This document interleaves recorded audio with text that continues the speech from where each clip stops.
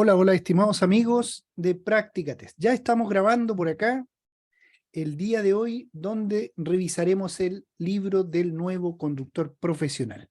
Recuerden que estamos viendo un tema muy importante, quizás muy alejado de la conducción, muy alejado de las normas vigentes, pero sí muy importante en lo que refiere cuando vemos un accidentado.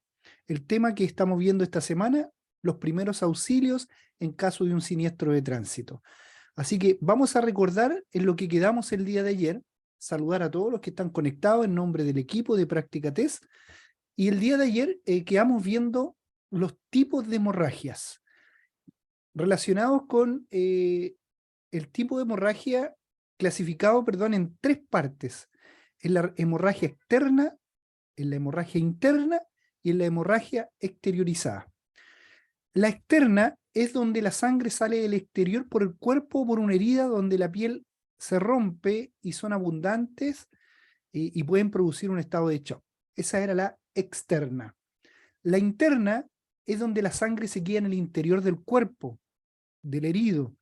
Son difíciles muchas veces de apreciar, por lo que suelen provocar un silencioso estado de shock cuando la cantidad de sangre perdida es abundante. Es muy importante, ¿ya? Entonces, ahí estábamos viendo que tenemos dos tipos de hemorragias y la tercera se llamaba exteriorizada. Esta es la que muchas veces nos complica. ¿Por qué nos complica? Porque no recordamos de qué se trata. Son las internas con salida al exterior por orificios naturales, por ejemplo, la boca, la nariz, el oído, ano y genitales.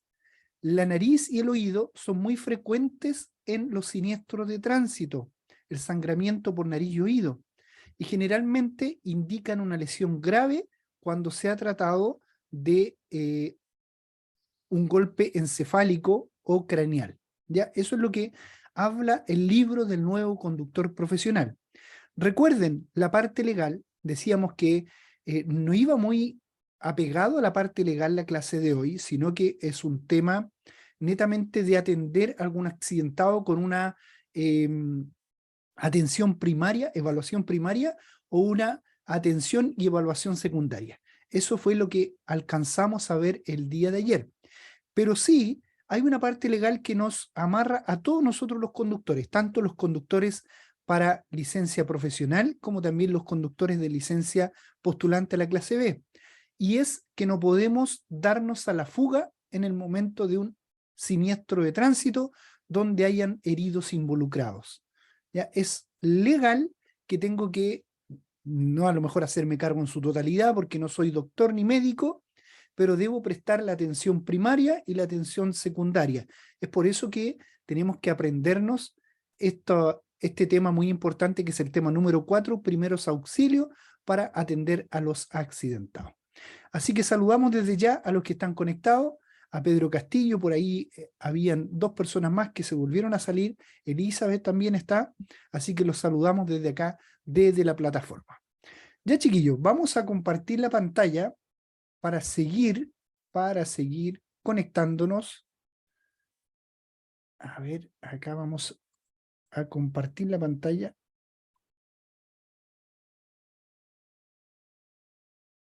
Ya. Ya tenemos por acá una de las cosas que estábamos viendo el día de ayer, que son las hemorragias. Vamos a avanzar un poquito. Vamos a avanzar un poco y vamos a ir al estado de shock que fue en lo que quedamos ayer, que le podemos decir shock o colapso, cuando el paciente colapsa. ¿Por qué motivos? Motivo a que dice puede ser debido a traumatismos graves en tórax o abdomen. Ya ahí puede producir un estado de colapso, de shock. Un politraumatismo y graves fracturas. También se produce por la pérdida de líquidos del cuerpo en hemorragias, tanto externas como internas, y en quemaduras. Dolores muy intensos en una circulación sanguínea anómala por mal funcionamiento del corazón, lo que provoca un embolismo pulmonar, que no circula suficiente sangre por el cuerpo o circula muy despacio. Ese es el estado de shock o colapso. Eso es producido por todo lo que acabamos de ver. Ayer estábamos viendo la atención primaria o evaluación primaria. Recordamos que lo primero que teníamos que ver eran los sentidos del paciente o del herido en ese momento. Teníamos que ver las partes respiratorias, el sistema CAP. ¿Recuerdan el sistema CAP que lo vimos ayer? Teníamos que ver la parte respiratoria, sanguínea, y la parte si estaba con una disposición de respiración el paciente, que tuviera todas las vías aéreas, las tuviera despejadas. Esa era una atención primaria, ¿cierto? Entonces ya al evaluar al paciente vamos a la atención o evaluación secundaria. Punto número 5. ¿Qué nos dice? Tras haber realizado una evaluación primaria, debemos estabilizar al herido y controlar sus signos vitales. Ayer adelantamos un video aproximado con esto. Hay que valorar y actuar sobre otras lesiones, como otras hemorragias que no sean masivas, heridas frecuentes por el accidentado, quemaduras que implican un gran desequilibrio interno y pueden causar la muerte, fracturas. Hay que controlar posibles complicaciones y decidir la inmovilización de los miembros afectados. Ya en la evaluación secundaria hay que proceder a actuar, no solamente a mirar, ni determinar, sino que tengo que actuar. Esa es la evaluación secundaria. Una de las cuales, una protección vertebral. Tengo que ver cómo está la parte vertebral del paciente, también lo veíamos en uno de los videos ayer. Tengo que ir tocando la parte del cuerpo donde le pueda doler al paciente si es que no está en estado de shock o no está inconsciente. Recuerde que también antes de esto, en la evaluación primaria, teníamos que poner al paciente o al herido en posición de defensa. ¿Ya? Posición de defensa de costado, y ahí había un videito donde nos enseñaba a cómo poner al paciente en posición de defensa. Y en este caso, en la atención secundaria, después que está en posición de defensa o después que está acostado el paciente o el herido, tenemos que revisar la protección vertebral.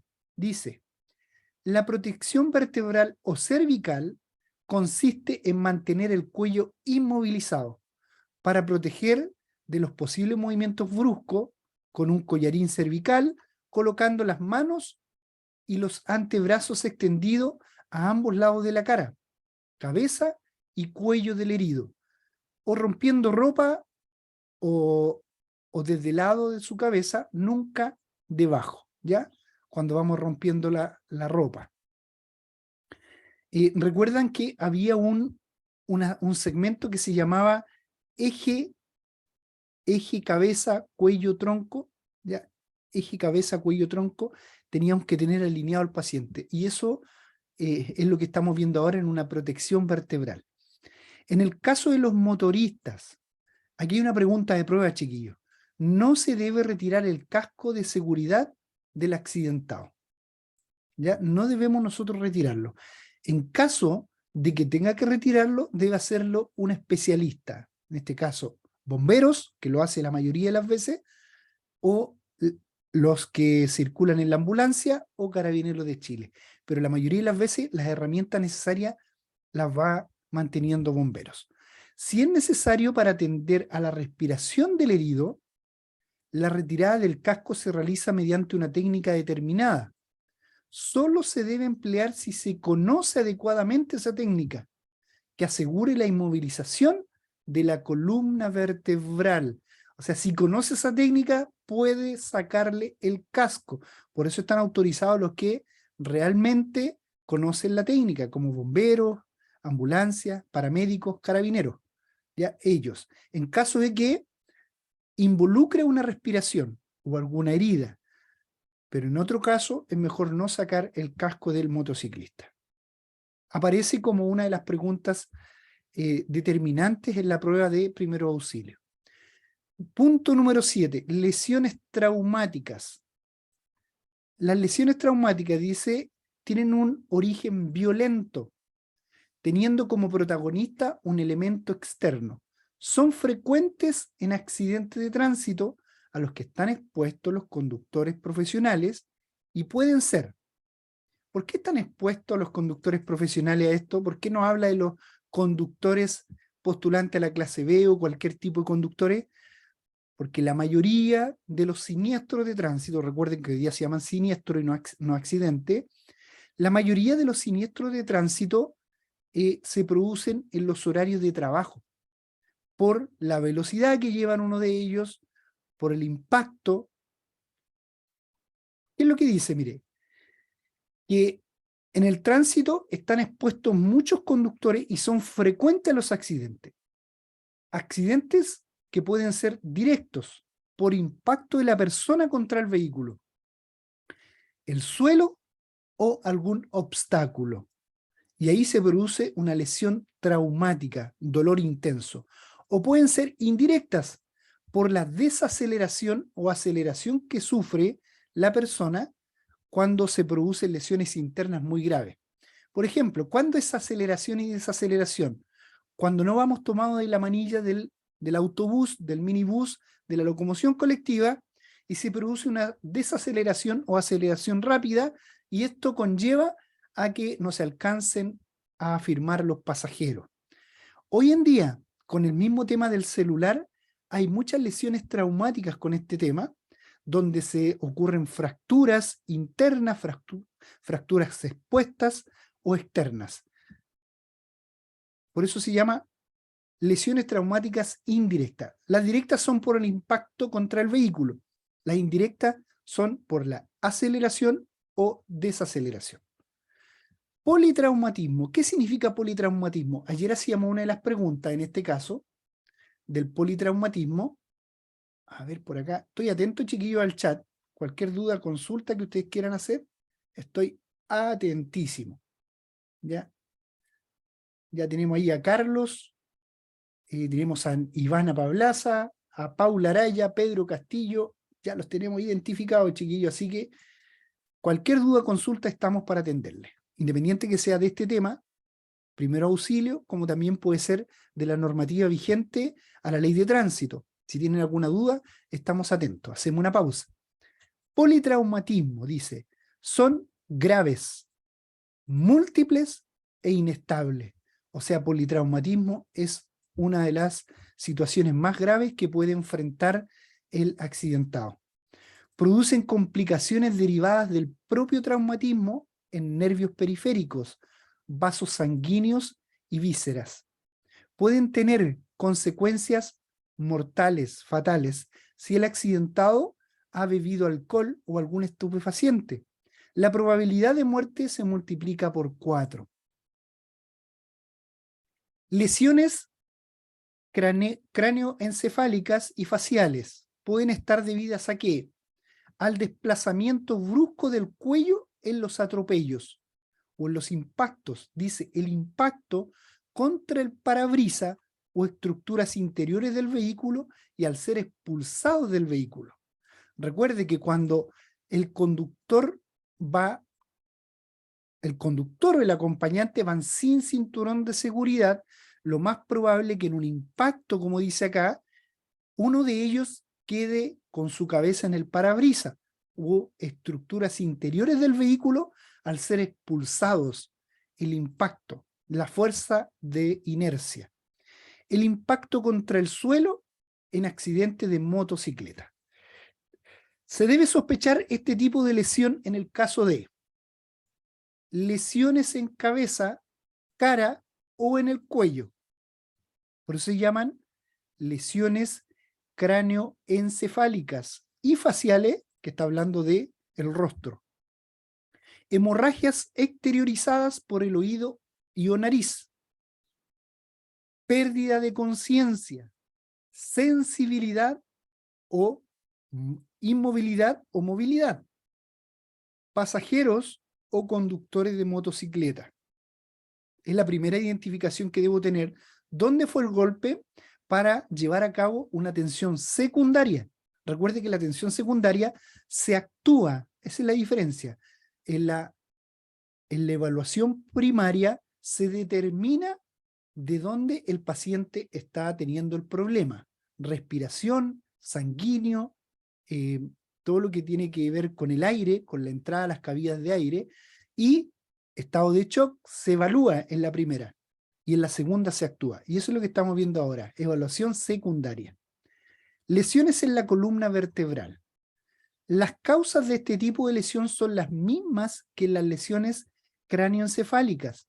Algunos síntomas de este tipo de lesiones son: el paciente está inconsciente y tiene heridas o golpes por encima de los hombros. Lesión cervical. Ahí no tenemos que mover el cuello, tenemos que tener el eje cabeza, cuello, tronco, sin movilización, a menos que el paciente quiera vomitar o tenga una hemorragia por la boca y ahí se pone en posición de defensa, de costado. Parálisis de alguna parte del cuerpo. Eso también conlleva a una luz de que hay una lesión en la columna vertebral. Ausencia o alteración de los reflejos, aumento o disminución. Es pasajero o conductor de un vehículo de 2 ruedas. La mayoría de los conductores que conducen bicicletas o motocicletas lamentablemente se lesionan la parte cervical o la columna. Emisión incontrolada de orinas o heces. Ya se hacen por todos lados, lamentablemente, cuando vienen estas lesiones que vienen hasta el estado de shock. Se suma el estado de shock cuando ya llega una emisión incontrolada. Vamos a otro tipo de lesiones, en el tórax y abdomen. Cuando hay lesiones en el tórax y abdomen, recuerden que nosotros no somos médicos ni somos doctores, ya ni paramédicos, pero debemos actuar en lo que más podamos para prestar ayuda al accidentado. Algunos síntomas son las dificultades respiratorias, cuando es en el tórax y abdomen. El dolor al tomar aire y la tos persistente. Pueden estar causadas por el impacto contra el volante y las estructuras interiores del vehículo. La colocación inadecuada del cinturón de seguridad. Ojo con eso. Obligación, la aceleración o desaceleración brusca y los atropellos. Ante una posible lesión en el tórax, no se debe tocar la herida. Ojo con eso. No se debe tocar la herida. Colocando tan solo un apósito en la zona. Otro punto. No dar bebida ni comida al accidentado e indicarle que respire lentamente. Nada de líquido, no solamente bebida, nada de líquido. Colocar al accidentado en posición de defensa, tal como lo habíamos conversado, sobre el lado lesionado, para facilitar la respiración del pulmón que se encuentra sano. Recuerde que aquí hay una lesión de tórax o abdomen. Vigilar la aparición del estado de shock. Veíamos un video ayer donde había un accidentado y al ladito del accidentado se quedó una persona sentada y la estaba vigilando a ver si había una aparición de un estado de shock o vómito o cualquier tipo de hemorragia. Entonces la persona procuraba hablarle para que no se quedara dormida. Ahí tenemos un acto secundario en esta evaluación. Contusiones. ¿Qué son las contusiones? Se producen por golpes o caídas que provocan daños en los tejidos sin romper la piel. ¿Ya? Eso ya no es una herida, sino que es una contusión. Las más graves se producen por aplastamiento. Si el accidentado presenta contusiones, debe aplicar frío en la zona, evitando el contacto directo con la piel. O sea, se pone en algún paño, en algún chaleco, en alguna ropa, algo frío, hielo en la zona afectada, porque solamente son contusiones y con el hielo va directo a la desinflamación. Mantener en reposo absoluto la zona afectada e inmovilizar al herido. No tocar los hematomas y elevar la zona afectada. Cubrir ligeramente al herido para que no pierda el calor. Atención con esto, esta es una pregunta de prueba generalizada en primer auxilio. Muchas veces le van a preguntar en el examen si realmente es verídico o es un mito de que se tapan los accidentados. Y realmente se tapan los accidentados porque para no perder la temperatura corporal. Vamos con las heridas. Heridas.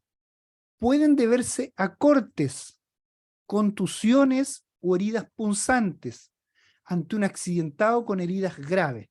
¿Qué significa una herida? Una herida es el corte de la piel que nos deja la continuación, así aparece en el diccionario, que nos deja una continuación de la piel. Eso es una herida.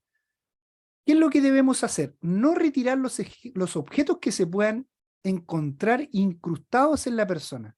No hay que retirarlo. Y debemos tapar la herida por encima con un apósito fijado o con una venda. Cortar la hemorragia si la hubiera. Si hay salidas de vísceras, acostar al herido y cubrir los órganos con paños húmedos. Procurar no mover al herido por la dolencia de ellos. Quemaduras. Estamos viendo todo lo que produce un accidente o un siniestro de tránsito. Las quemaduras pueden producirse por el calor o por un rozamiento. La gravedad depende de la profundidad de la quemadura, la temperatura y el tiempo de exposición. De eso depende la gravedad. Y la extensión también depende de la superficie que se encuentre quemada. ¿Cómo actuar con un accidentado con quemadura? Punto número 1. Extinguir el fuego con mantas o material similar. No usar agua ni extintores con la persona. Nosotros, el agua y el extintor es para ocuparlo en la base del fuego. Cuando estudiamos nosotros el libro El Nuevo Conductor Profesional, en la sección de la prevención de riesgo, nos dicen cómo debemos combatir el fuego. Pero aquí estamos hablando de cómo debemos combatir la quemadura a la persona. Y aquí no podemos utilizar agua ni extintores, solamente podemos utilizar mantas o algún material similar. Intentando envolver al herido, si el único recurso es el extintor, no dirigirlo directamente al cuerpo. No se debe tocar la zona quemada, quitar la ropa adherida, pinchar las ampollas tampoco se debe, aplicar pomadas o cremas, solamente hasta que llegue una persona que sepa el grado de la quemadura. Refrigerar la zona con agua. Si es una extremidad, sumergirla en agua. Colocar una gasa o venda húmeda sobre la zona quemada. Nunca vendar juntas dos superficies quemadas. Es decir, si se vende una mano, debe ser con los dedos por separado. Mantener elevada la zona quemada para disminuir la hinchazón y el edema y vigilar la aparición de shock, de colapso y otras complicaciones tal como lo veíamos en el video del día de ayer. Ya chiquillos, vamos a ir ahora con un videito que tenemos preparado de acuerdo a las fracturas o luxación o E15. Ya este videito lo hemos sacado de la clínica alemana para todos aquellos que quieran aprender. ¿Qué hacer en caso de luxación, esguince o fractura? La fractura. Los accidentes pueden ocurrir en cualquier situación. Y si bien muchas no... Ahí la vamos a poner de nuevo, chiquillos, para que la puedan ver bien. ¿Qué hacer en caso de luxación, esguince o fractura? Atención. ¿Qué hacer en caso de luxación, esguince o fractura? Los accidentes pueden ocurrir en cualquier situación. Y si bien muchas veces no suelen tener mayores consecuencias, en ocasiones pueden causar lesiones graves en un músculo, hueso o articulación. Revisa algunas recomendaciones sobre qué hacer frente a un accidente. Luxación. Lesión de una articulación en la que los extremos de dos o más huesos se salen de sus posiciones normales. Esguince. Lesión que afecta tendones y ligamentos de una articulación. Fractura. Pérdida de la continuidad de un hueso. Puede ser expuesta cuando sale el hueso y deja una herida en la piel. Produce deformación y mucho dolor. Recomendaciones. Si sospechas de una lesión grave en un músculo, hueso o articulación, inmoviliza la parte lesionada. Puede haber una herida, cambio de coloración en la piel, sangramiento o deformidad. Para inmovilizar, usa tablas, periódicos enrollados o cartón como férulas. Estas deben ser rígidas. El largo de las férulas debe sobrepasar la articulación por encima y debajo de la lesión. Cubre con gasa estéril en caso de existir heridas. No manipules, ya que puede haber una fractura expuesta. Amarra con tiras de tela, corbatas, pañuelos, cinturones o vendas. Usa tela o venda suave para poner entre el miembro fracturado y la férula. La inmovilización no debe cubrir la lesión, para observar durante el traslado. Inmoviliza la extremidad sin cambiar su posición. Luego, mantener en alto. Si la lesión es en la extremidad inferior, no retirar el zapato para evitar movimientos innecesarios. Si la lesión es en una extremidad superior, retirar anillos y pulseras antes de que se produzca inflamación de la zona. No realizar masaje ni aplicar pomadas. Calmar el dolor con frío local con una bolsa de hielo o cold pad envuelto en una toalla. No colocar el hielo directo sobre la piel. Cuando no esté seguro de cuál es la lesión, se debe tratar como si fuera una fractura. Traslada a un servicio de urgencia manteniendo la inmovilización y la extremidad en alto. Intenta conocer si la persona tiene alguna enfermedad, alergia o usa medicamentos y entrega la información al recibir la atención profesional. Si es tu salud, es la alemana.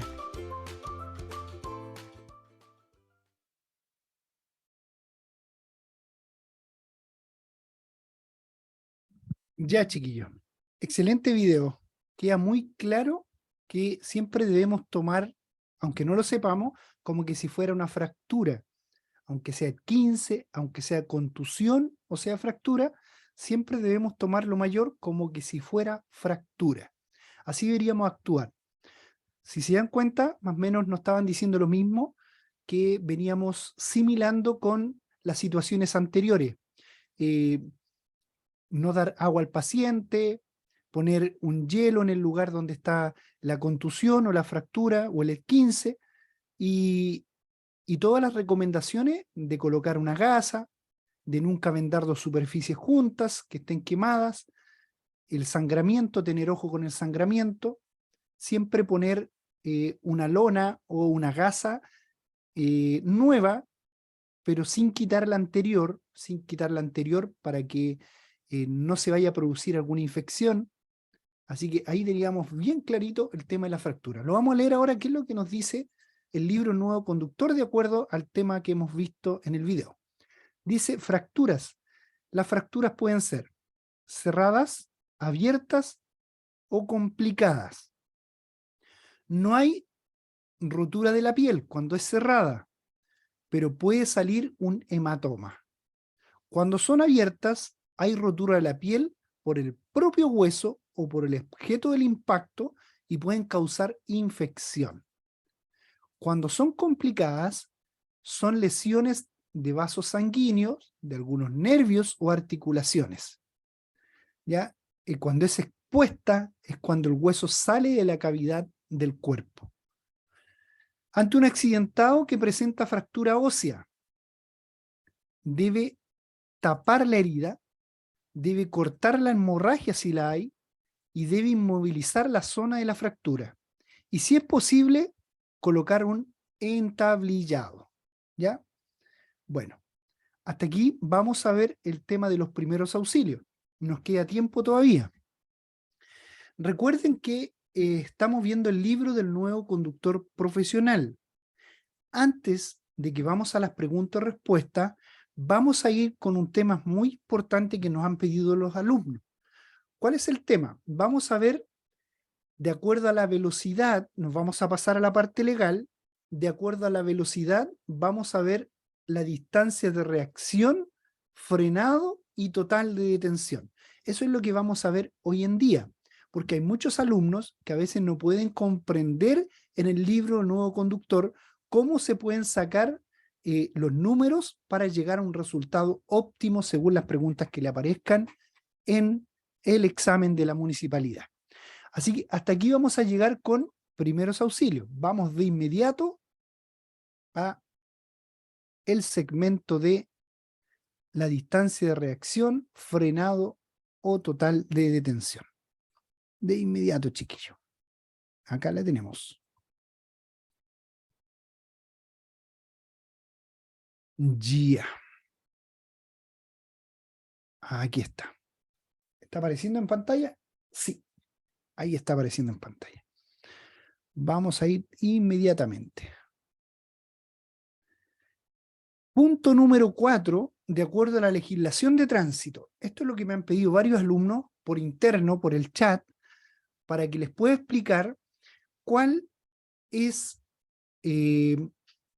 la clave para tener una buena respuesta de acuerdo al tiempo de reacción, a la distancia de frenado y a la distancia total de detención. Lo primero que tenemos que saber es que hay que separar los tiempos. Tengo que separar los tiempos de desplazamiento del vehículo. De acuerdo a la velocidad, por eso me dice que yo siempre debo conducir a una velocidad razonable y prudente, que es la que permite al conductor mantener el control físico en todo tiempo, con el objetivo de no ocasionar accidentes. Entonces, el tiempo de reacción, la distancia de frenado y la distancia de detención, tengo que separarla en 3. ¿Cómo la vamos a separar? Miren, vamos a poner en pantalla inmediatamente. A ver, espérenme un poquito. Acá.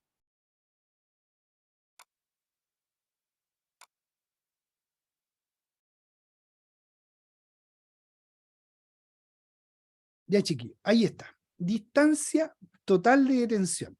La distancia total de detención va a ser la suma que se desplace el vehículo en la reacción del conductor y la distancia que se desplace el vehículo en el frenado. ¿Ya? Acá tenemos bien clarito, mire. El DR, que es la distancia de reacción, es desde que el conductor percibe el peligro. Saca el pie del acelerador, que se llama desaceleración, y presiona el freno. Eso es distancia de reacción o tiempo de reacción. Después viene frenado. La distancia de frenado es desde que el conductor presiona el freno del vehículo hasta que se detiene por completo. Eso se va a llamar distancia de frenado. Y la suma de la distancia de reacción más la distancia de frenado se va a llamar distancia total de detención. ¿Ya? Pongan atención acá, chiquillos. Vamos a empezar desde 0. Aquí me interesa que separemos los segmentos. Fíjese acá, usted siga el mouse. Estoy hablando como que si fuera el mouse el vehículo que va desplazándose en la calle o en la vía pública. Desde acá vamos a partir. ¿Ya? Desde aquí vamos a partir. Comenzamos y acá en esta línea amarilla percibimos el peligro, punto 1. Punto 2, sacamos el pie del acelerador y punto 3, presionamos el freno. Ahí llegamos hasta acá, hasta esta otra línea amarilla, en ese segmento de reacción. Recuerde, me voy a desplazar una distancia y me voy a demorar un tiempo. ¿Cuánto es el tiempo promedio que se demora el conductor en reaccionar? 1 segundo. Y me voy a desplazar según la velocidad que vaya el vehículo. Después que freno, el vehículo no se va a quedar inmediatamente quieto porque no es un videojuego, no es una pausa, sino que la energía de inercia, las fuerzas físicas, me van a desplazar el vehículo hasta que se va a detener por completo acá y este desplazamiento se va a llamar frenado, distancia de frenado, y el desplazamiento anterior se va a llamar reacción. ¿Ya? Estamos en la introducción. Entonces, aquí yo quiero que ustedes participen en el chat porque voy a hacer una pregunta. Muchos se la saben, muchos ya se la saben, ¿ya? Pero voy a hacer una pregunta. Usted me la responde. ¿Quién se desplaza más en la distancia de reacción acá? ¿Un camión cargado o un vehículo liviano? A ver, díganme ustedes, ¿quién se desplaza más en la reacción? ¿Un camión cargado o un vehículo liviano? Aquí donde está la flecha amarilla. ¿Quién se desplaza más? Voy al chat, a ver, participemos, chiquillos. Tengo varios que están conectados directo como para responder. Iván, tengo a Linda, Linda se la sabe, Manuel Rodríguez, Paula Araya, tengo a Pedro Castillo, tengo a Sixi también tengo conectada. A ver. Vehículo liviano, dice Sixi. ¿Quién se desplaza más? ¿Un vehículo liviano o un vehículo pesado? Sixi dice un vehículo liviano. A ver, ¿quién se atreve? Vamos, chiquillos. ¿Quién se atreve a responder? Pero yo sé, no vale. Claro, ¿cómo no vas a saber si cuántas veces que hemos hecho esta clase? Po? Linda. A ver los demás. Los demás, ¿qué me dicen? Paula, vamos. Vamos, Manuel. Iván. Ya, les voy a comentar que el que se desplaza más, Pedro dice liviano, la reacción no tiene nada que ver con el vehículo. Se van a desplazar lo mismo. Porque recuerden que todavía el vehículo no frena, sino que la distancia de reacción es desde que el conductor percibe el peligro, saca el pie del acelerador y presiona el freno. Por lo tanto, quien actúa en ese momento de la distancia de reacción es el conductor. Es el conductor, no es el vehículo. Por lo tanto, se desplazan lo mismo. Ya, atención con eso. Presionó el freno y aquí en el frenado sí va a haber diferencia. ¿Cuál va a ser la diferencia? El peso del vehículo, el estado de la calzada, la pendiente de la vía, la climatización, si el pavimento está húmedo, si está en seco, según la calzada, etc.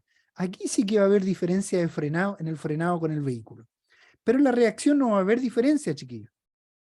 Entonces, para saber quiénes son los que involucran, mire, en la reacción se involucra el conductor, que es el factor humano, y en el frenado el vehículo, el clima y las condiciones de la vía.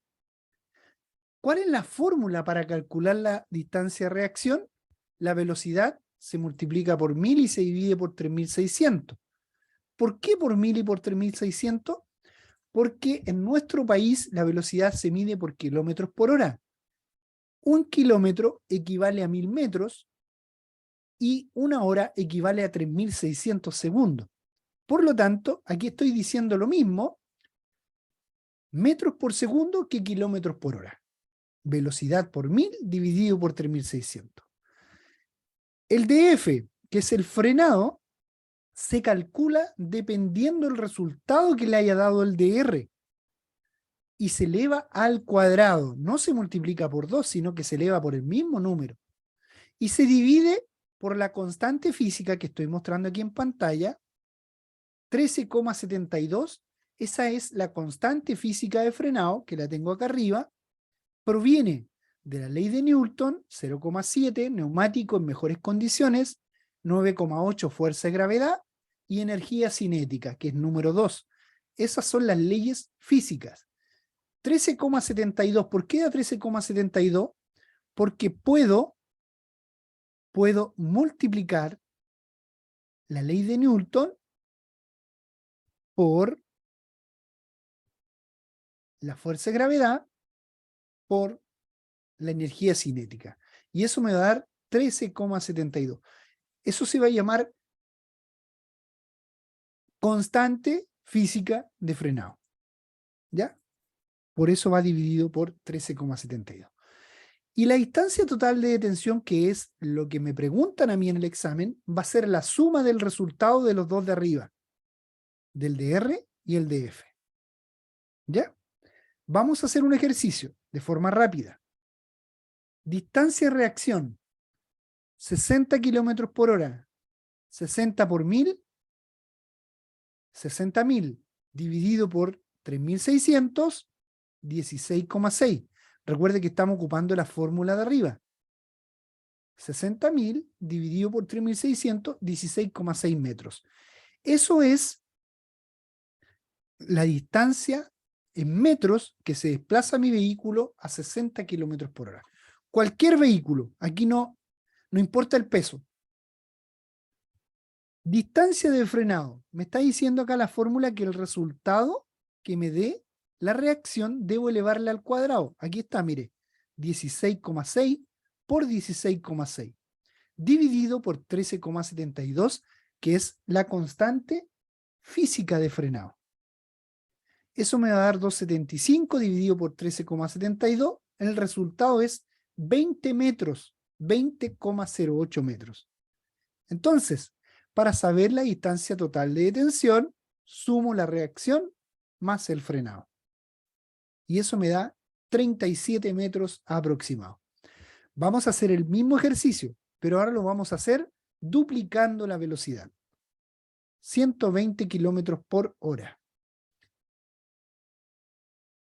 120 por 1000, 120.000, dividido por 3600, 33,3 metros.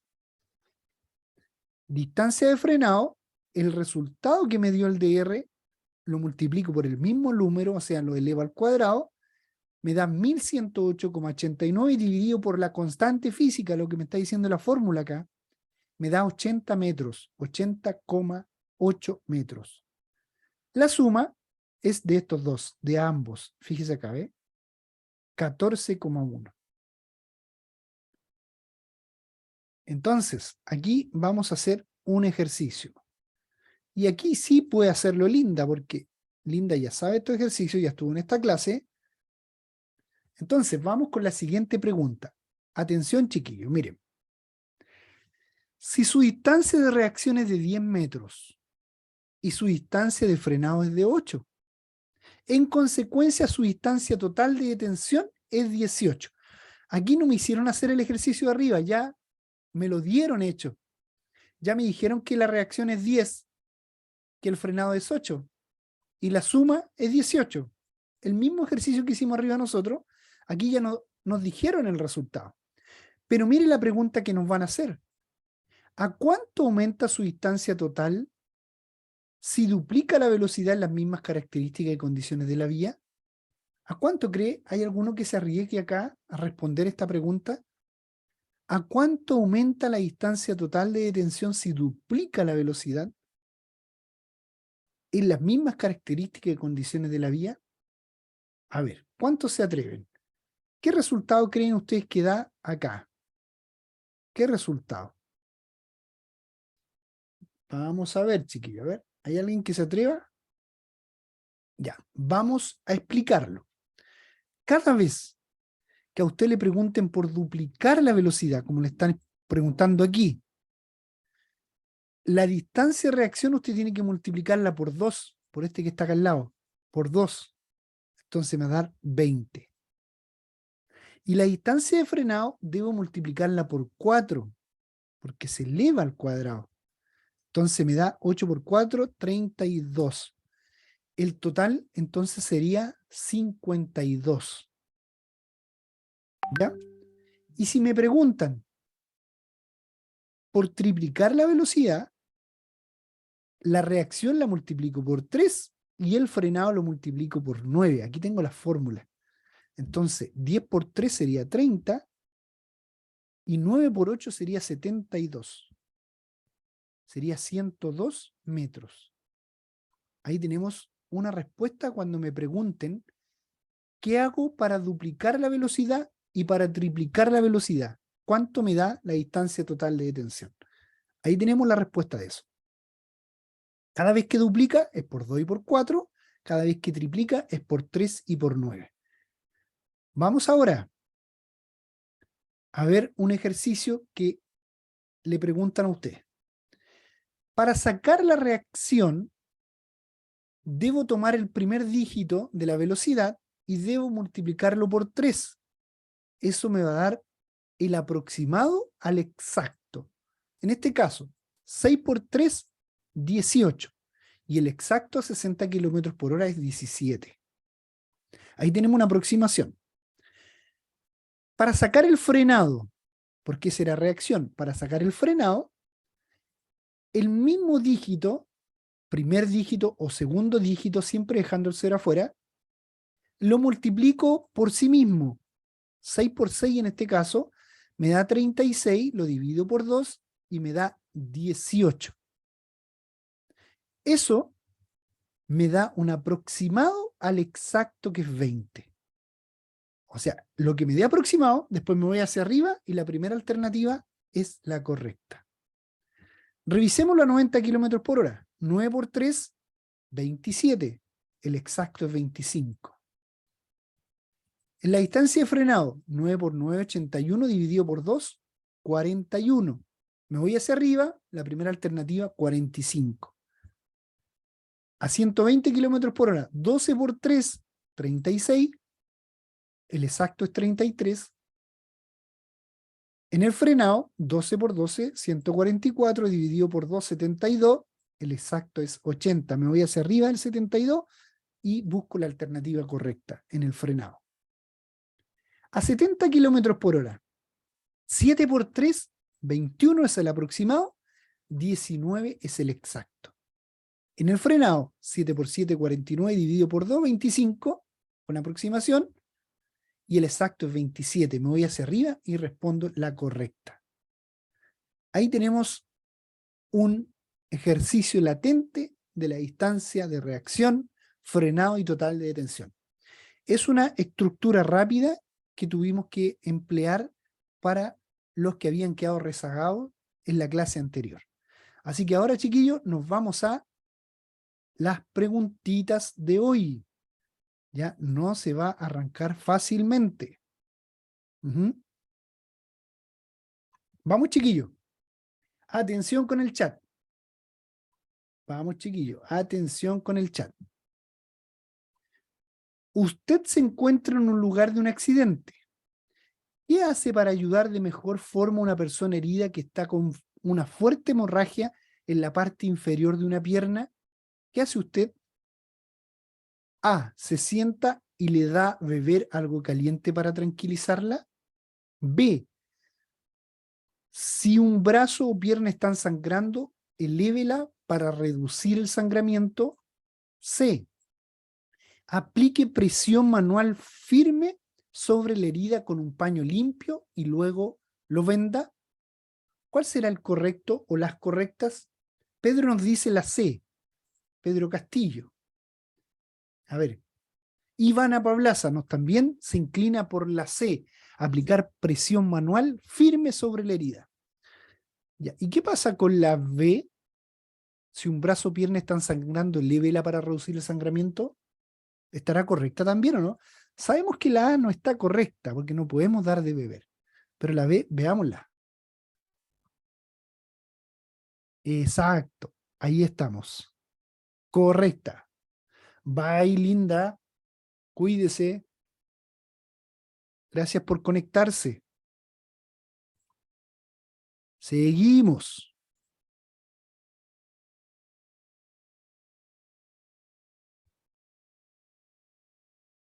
A causa de un accidente, una persona se encuentra con una fuerte hemorragia en la parte inferior de la pierna. En esta situación, ¿qué es lo que no debería hacer para ayudar a la persona herida? ¿Qué es lo que no debería hacer? Aplicar presión fuerte y firme, tranquilizar a la persona herida y darle algo caliente a beber, elevar la pierna para reducir el sangramiento. Es la misma pregunta, pero hecha al revés que la anterior. Pedro Castillo nos dice la B. ¿Ya? Estamos en lo correcto. Ivana Pablaza también. Correcto. Seguimos.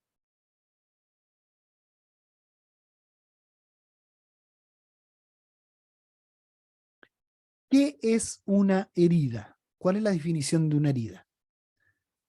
Pérdida de sangre, pérdida de continuidad de la piel, rotura del tejido y una gran pérdida de fluidos. ¿Qué es una herida?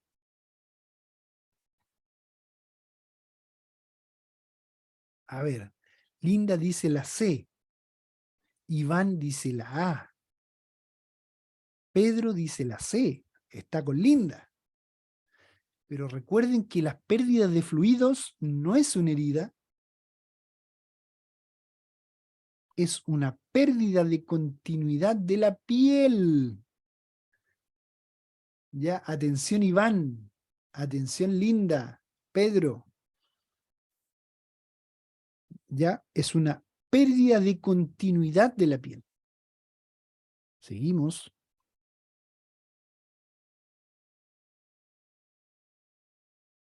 La evaluación primaria de un herido consiste en observar 3 aspectos básicos del mismo. Señale cuáles son.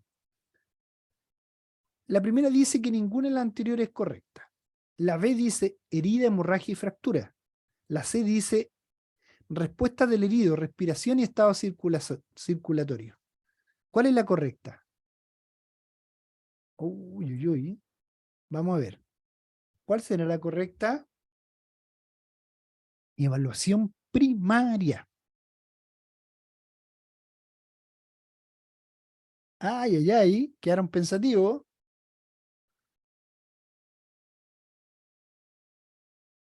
Iván, la C, y Sixi, la C. Correcta. Muy bien, no se confundan. Muy bien la respuesta.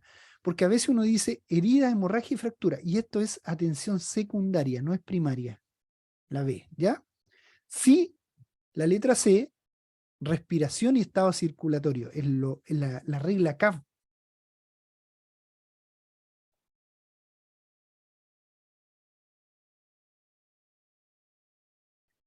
Para auxiliar a un accidentado, ¿debe quitarle el casco de protección? Sí, dice la A, para evitar que se asfixie. B, solo si está consciente. C, no como norma general. Pedro nos dice que no, Linda que no, Sixi que no. Correcto, correcta la respuesta. No se debe retirar como norma general.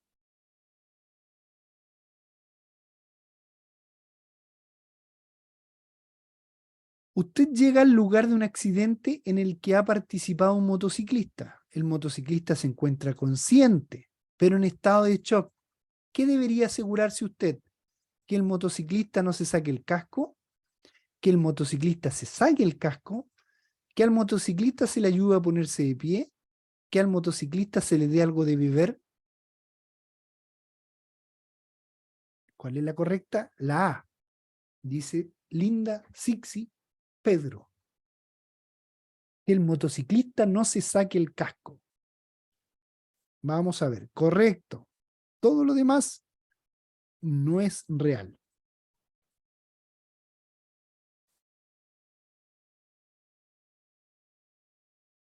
Si un conductor tiene un accidente con un motociclista y este último queda consciente, pero en estado de shock, ¿qué debería hacer en el conductor del vehículo para ayudarlo? Ayudar a moverlo o a pararse, sacarle el casco para que el motociclista pueda respirar mejor, llamar a los equipos de emergencia y no sacarle el casco. Se dan cuenta que el casco es como la pregunta del motociclista. ¿Mm? Muy bien, chiquillos.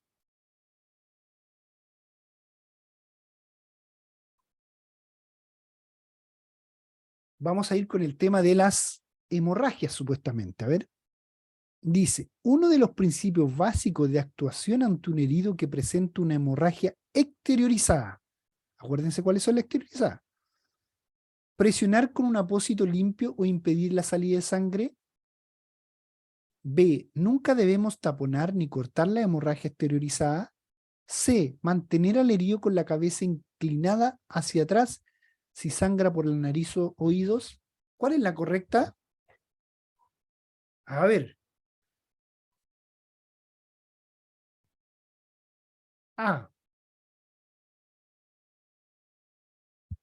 A ver. Sí, lee bien. Lea bien. Ivana Pablaza dice, uno de los principios básicos de actuación ante un herido que presenta una hemorragia exteriorizada es principio básico. Recuerden que exteriorizada, ¿saben cuál es o no? La exteriorizada es cuando por el interior, o sea, no hay una herida visible, pero por los conductos de orificios del cuerpo humano sale la hemorragia. La correcta es, nunca debemos taponar ni cortar las hemorragias. Bien, Iván, Pedro, te cambiaste, Pedro. Bien, pero lo puedes entender, que eso es lo bueno. Me interesa que entiendan esto. Las preguntas a veces son capciosas, son difíciles de captar a veces. La misma pregunta a veces tiene tanta importancia como la respuesta. ¿Cómo actuaremos ante una hemorragia exteriorizada? Mantenemos la alineación cabeza-cuello-tronco. No es preciso el traslado urgente. Movilizamos al herido para facilitar el sangrado. A ver, ¿cómo actuamos ante una hemorragia exteriorizada? Mantenemos la alineación cabeza-cuello-tronco. No es preciso el traslado urgente. Movilizamos al herido para facilitar el sangrado. A ver, ¿cuál será la correcta? Les voy a seguir a ustedes, a ver. Nadie se atreve. Nadie se atreve. A ver, a ver.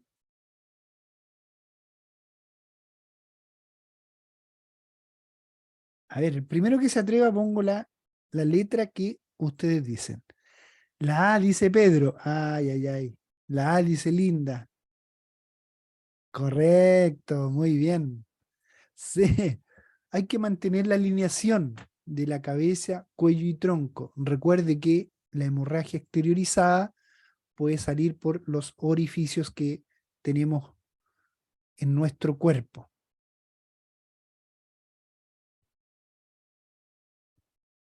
Vamos con la pregunta de acuerdo a algunas hemorragias. Internas. ¿Dónde tienen su origen las hemorragias internas? ¿En las venas? ¿En traumatismo o golpes directos sobre el tórax o el abdomen? ¿En los músculos? ¿Dónde están las hemorragias internas? Vamos, chiquillos. Ahí. Está difícil, está difícil. En traumatismo, golpes directos sobre el tórax o el abdomen. Ahí está la hemorragia interna, dice Linda. A ver, ¿quién más? A ver, ¿quién más se adhiere? Paula Araya dice en las venas. Iván dice en traumatismo, golpes directos. Ahí está la hemorragia interna. Recuerden, las hemorragias internas son las que no se ven desde afuera y pueden producir un estado de shock. Vamos a ver la B. Correcta. Correcta, ojo Paula. Ya, cuando el origen es de las venas, tiene una hemorragia, eso ya viene siendo una herida externa. Vamos con la última pregunta del día, chiquillos, para que se vayan a descansar hoy día. ¿Cuál debe ser la actuación a realizar ante una hemorragia externa en un herido? Presionar directamente sobre la herida, no presionar en el trayecto de la arteria, descender la zona de sangrado. Vamos con el chat. ¿Qué nos dice? ¿Cómo actúa usted en el caso de una hemorragia externa de un herido? ¿No presiona? ¿No presiona? Eso está diciendo acá. Linda sí presiona. Linda presiona. Sixi no presiona. Pedro sí presiona. Vamos a ver. La última. Hay que presionar la herida. Cuando es una hemorragia externa, hay que presionar la herida. Para que no salga más, con una gasa, presionarla fuertemente, con otra gasa, se va presionando la herida. Estimados amigos, muchísimas gracias por su sintonía, por habernos conectado esta semana y poder poder revisado el libro del nuevo conductor profesional en el segmento de los primeros auxilios. No es tan difícil, ¿ya? Si usted se dio cuenta, entre ayer y hoy día pudimos verlo tranquilamente. No es tan difícil estudiar los primeros auxilios, pero sí con mucha atención de acuerdo a la clasificación de las heridas y todos los sistemas que podamos ir viendo de acuerdo a los accidentados. Así que, chiquillos, me despido de ustedes, una vez más agradeciendo su sintonía, su participación. A Linda, un abrazo gigante. Pedro Castillo, a